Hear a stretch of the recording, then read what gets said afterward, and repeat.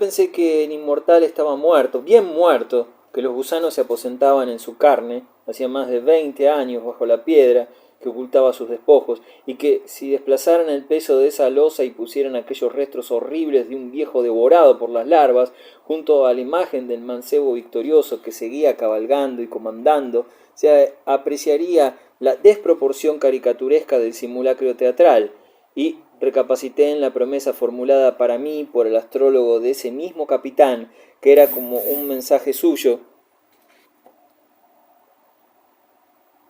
del gran Nicolás Orsini, como un aviso de ultratumba. Había que pelear contra la muerte. La muerte era el único enemigo auténtico. Leonardo preguntó, indicando la escultura: ¿Murió tan joven? Murió viejo, viejo como yo, respondió Valerio Orsini con una mueca extraña. Pero los inmortales son jóvenes siempre. ¿Tú serás siempre joven? No lo sé, eso se sabe después.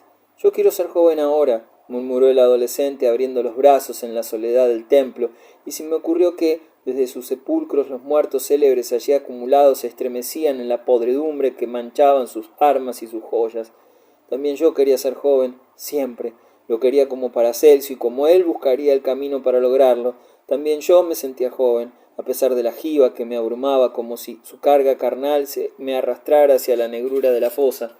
Por detrás de Valerio, sin que lo advirtiera mi tío, alargué una mano y rocé la del muchacho. Nos sonreímos. Paracelso se aprestaba a partir, a reanudar su incesante romería, agregada a mi curación a su lista de hazañas. Me propuso como despedida que fuera con él hasta la plaza de San Marcos. El otoño se disfrazaba de verano esa mañana y soplaba un viento cálido que acentuaba el perfume de las especias. Se dijera que la canela y el azafrán se erguían a nuestro paso, que revivían en los almacenes como animales misteriosos, inquietos por el aire que venía de allende el mar. Había en la plaza mucha gente.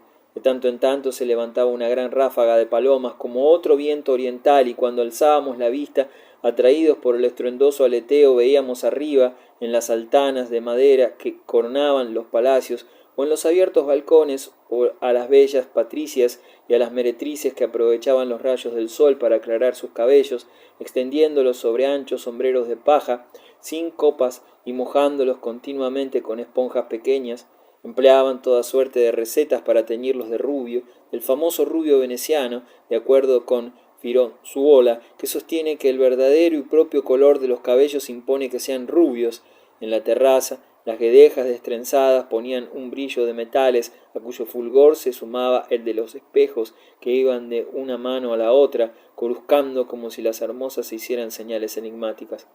Más tarde, las damas descenderían a la plaza y a las góndolas, caminando prodigiosamente sobre sus gigantescos coturnos, los zocoli dorados y cubiertos de piedras relampagueantes, y mostrando al desplazar hábilmente los velos sobre los ropajes de blanco tabí, la redondez perfecta de sus pechos pintados.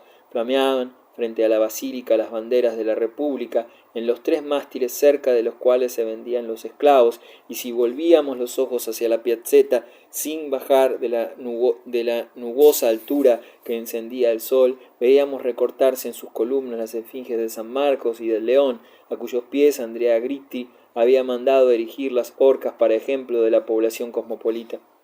Pero, con ser tan maravilloso lo que sucedía en el plano superior, trémulo de vibraciones irisadas, lo que más me conmovió fue el espectáculo de la plaza misma, en la que confundían su esplendor los géneros procedentes de las tiendas de San Salvatore y de San Lío, los brocados encarnados y azules, o de oro y plata, algunos de los cuales eran tan espléndidos que los agentes otomanos los hacían desaparecer de las factorías con indignación de los venecianos para adorno de las favoritas en el serrallo del Gran Turco. Ah, no en vano Venecia era tan odiada por su lujo pródigo, no en vano se multiplicaban los decretos inútiles dedicados a contenerlo. Allí convivían las modas de un mundo que todavía no se había entregado a la vulgaridad repetida e imbécil de lo uniforme, sin que faltaran ni las sayas flamencas, ni las ropetas españolas, ni los enormes turbantes. Yo lo devoraba todo, como nunca hito de color. Súbitamente me acordé de Bomarzo, y una punzada cortó mi alegría. Me acordé de la vez en que Girolamo me vistió de mujer y me humilló. Aquel día como este, en el desván del castillo atiborrado de arcones que colmaban las telas antiguas, los paños fastuosos, hablaron a mi sensualidad con su apasionante idioma. Sacudí la cabeza, no quería pensar en nada que enturbiara mi placer. Por otra parte, Girolamo había muerto, yo vivía y era el duque, y de la injuria del depresivo episodio no quedaba más prueba que mi oreja horadada, de la cual pendía ahora una perla engarzada en zafiros. Me apoyé en el brazo de Paracelso y seguí andando. Casi no sentía mi joroba, a la que sentía siempre, como si fuera algo separado de mí, algo que no me pertenecía, que no integraba mi cuerpo, una añadida carga. La extravagancia de los atavíos no alcanzaba a atenuar la del Paracelso, con su sombrero colosal, gloriosamente sucio, y su sonoro espadón que golpeaba contra las losas, llamaba la atención de los viajeros que le abrían paso. Se detuvo a señalarme con ademanes enfáticos la iglesia de San Geminiano, que Sansovino comenzaba a alzar y que luego destruiría la insensatez napoleónica. Me indicó después en los mosaicos de la basílica del evangelista figuras que interpretaba esotéricamente, como si fueran escenas de magia. Llegamos así a la piazzetta, a la fachada lateral de San Marcos, vecina de la puerta de la carta del Palacio de los Dux. Picaba el sol y nos sentamos a descansar junto a las secretas estatuas de los emperadores de Pórfido, abrazados de dos en un ángulo del muro. Estos 4 emperadores fueron traídos de San Juan de Acre, me dijo. No sé si se abrazan o conspiran. Se abrazan, contesté, y se hablan al oído, pero no sueltan las espadas. ¿Se aman o se odian? Deslicé mi mano sobre el hombro de uno de ellos. Se aman, puedes palpar el calor de sus cuerpos. También el odio causa ardor. En ese momento Paracelso se quitó el sombrerazo y con un movimiento rápido, furtivo, lo dejó caer. «La he cazado», gritó. «La he cazado». Estaba medio adormilada, embotada. Se ve que no tomaba tanto sol hace tiempo. Yo deseaba dejarle un regalo a su excelencia, algo para que no me olvidara, aunque fuera pasajeramente. Y aquí está. Introdujo una mano bajo la copa como un prestidigitador y la retiró velozmente. Entre sus dedos firmes se revolvía una forma. Era una lagartija. Paracelso apretaba sus fauces para evitar sus agudos mordiscos. «Es una salamandra», me declaró ufano. «La bestia inmortal, vencedora del fuego». «¿No es una lagartija?» «Llámela lagartija, su excelencia, si prefiere. Y no olvide que en el vocabulario del amor griego, lagarto es una de las palabras que se emplean para designar el sexo masculino. Pero yo la considero salamandra, una salamandra, símbolo de la inmortalidad del duque de Bomarzo, símbolo de mi inmortalidad». El diminuto reptil se agitaba enseñando el dorso verdoso y pardo y el blanco vientre embarullando con coletazos ágiles los colores que reprodujeron en mi imaginación la de las piedras mohosas oxidadas de Bomarzo. Bomarzo obsesionaba mi memoria convaleciente. Doquier, las sensaciones, los emblemas que brotaban de esa Venecia tan distinta me sugerían mi tierra querida y distante. Paracelso envolvió a la bestezuela en un pañuelo inmundo, cuyas tonalidades y materias hubieran entusiasmado a los pintores informalistas de hoy. Luego, en las inmediaciones de la Madonna del Orto, donde está la escultura del mercader morisco, le compramos una jaula. Fuera de esa salida, las otras que realicé en la primera semana, durante la cual me autorizaron a abandonar mi habitación del Palacio Emo, me condujeron en pos de las antigüedades cuya posesión me procuraba tan avariento goce. Juan Bautista y Silvio me acompañaban y era raro que regresáramos al palacio sin algún hallazgo singular. Fue entonces cuando adquirí en la colección de los patriarcas de Aquileia los bustos de los emperadores romanos, 15, de Augusto a Marco Aurelio, más decorativos que notables, que mandé a colocar en la galería de mi castillo. A Tiziano le pagué un alto precio por una Ariadna que me fascinó en su taller de la Ca' Grande. Los Orsini de mi rama no hemos sido especialmente felices con Tiziano. Si contamos con su colaboración para que las generaciones futuras admiraran nuestro sentido del arte. Por lo que a eso respecta, nuestras inversiones resultaron inútiles.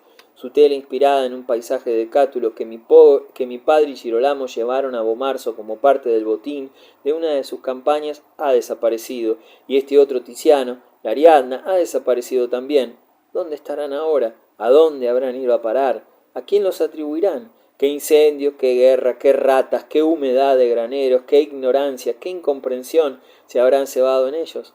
Ariadna, desnuda, desamparada, gimiente entre las rocas de Naxos, elevaba los ojos al cielo como una mártir del cristianismo, y a un lado un esclavo le tendía una bandeja de frutas que ella desdeñaba soberbiamente. A Julia Farnese le envié un baco de mármol, hallado en unas excavaciones que era un milagro. Me di cuenta cuando el cajón había partido ya de Venecia de lo impropio de mi obsequio, desmesurado para una niña, y en la siguiente oportunidad le mandé un aderezo de esmeraldas. Cuando nos casamos, Julia trajo las esmeraldas de vuelta, pero el Baco quedó en poder de su padre. A pesar de mis insinuaciones corteses, a las que respondía con bromas sobre su amor al vino y los vínculos cordiales que lo unían al dios, el sabio Galeazzo Farnese prefirió conservarlo en su jardín de Roma. Decía que le recordaba a su hijo Fabio, y era cierto. La excepcional bonanza del tiempo se extendió y ello me permitió aceptar la invitación de Pierluigi para que participara de un nocturno paseo en góndola. Me la transmitió Silvio de Narni, que estaba siempre en contacto con él, después de haberle compuesto el horóscopo, lo cual no dejaba de exasperarme. Elegí en el guardarropa cuidadosamente las prendas que vestiría y opté por un jubón amarillo con bordados de plata, sobre el cual me puse el luco florentino de pieles negras. Estuve observándome un buen rato en el espejo. Sí, sin duda yo era hermoso. La enfermedad me había macerado y depurado la cara, la había pulido más aún, esculpiendo sus aristocráticas aristas, y mi palidez de marfil con un vago fondo celeste, diluido, me daba un aire de un ascetismo casi real, le ténébreux, le boeuf, como de poético visitante del trasmundo, de ángel triste que le hubiera encantado a Víctor Hugo y naturalmente a Gerard de Nerval. Pero mucho faltaba para que Hugo y Nerval aparecieran en la inquietud terrestre. A la joroba resolví no mirarla. Colgaba detrás, mochila de mi desventura. Cuando encontrara las cartas de Dustin al cardenal Orsini, si las encontraba, renacería sin ella, porque de eso se trataba, de vivir eternamente sin aquel monstruoso añadido. De lo contrario, la inmortalidad sería la prolongación de un tormento. Paracelso me había dicho que él regresaría a la vida para siempre, transformado en un bello joven, y eso es lo que soñaba yo. Ahora pienso que más que la inmortalidad arriesgada, lo que me seducía era la posibilidad de ser un hombre como los otros, que lo que perseguía en la perspectiva de la anormalidad era mi anormal hechura. Eso le quita grandeza, imaginación y lustre a mi esperanza, pero cada uno es como es, y yo no aspiro a presentarme como un semidios.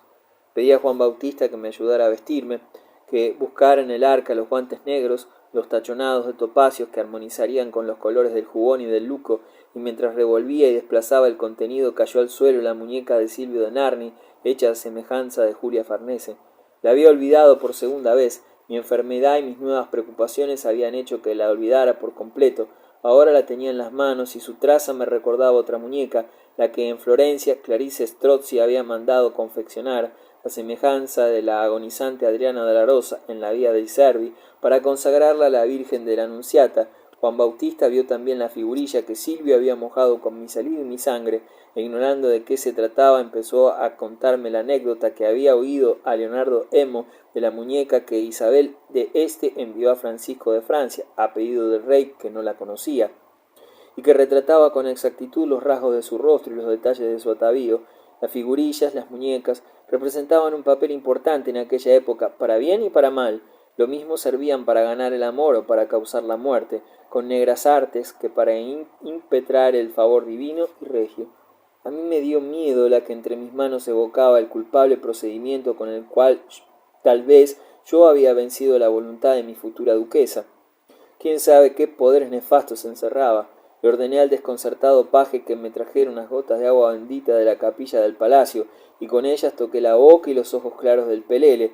En cuanto saliera la tiraría al agua. No quería verla más. Así lo hice. Al subir a la góndola, sin que los otros lo advirtieran, se le llevó el canal aceitunado entre sus inmundicias. La barca tenía la proa dorada y una cámara tendida de raso rojo y cubierta de flores puestas en pirámides. En la parte posterior, a los pies del gondolero que se movía rítmicamente, voluptuosamente, había 2 músicos y un cantor. Distinguí en la oscuridad a varios enmascarados, entre los cuales reconocí a Pierluigi y a Segismundo y algunas mujeres. Nosotros, Silvio, Juan Bautista y yo, nos disfrazamos también, utilizando las caretas que nos ofrecieron las pintorescas bottes blancas y negras de largas narices, que, como un antifaz, cubrían la mitad del rostro y que comenzaban a difundir el teatro bufón de los mimos. Me entregué con júbilo al hechizo tan italiano del disfraz, destinado a propagarse enormemente en el andar del tiempo, y que yo ya atraía tanto que cuando la corte de Ferrara quiso halagar a César Borgia le mandó de obsequio 100 máscaras distintas, las cuales ciertamente hubieran podido interpretarse como una alusión irónica.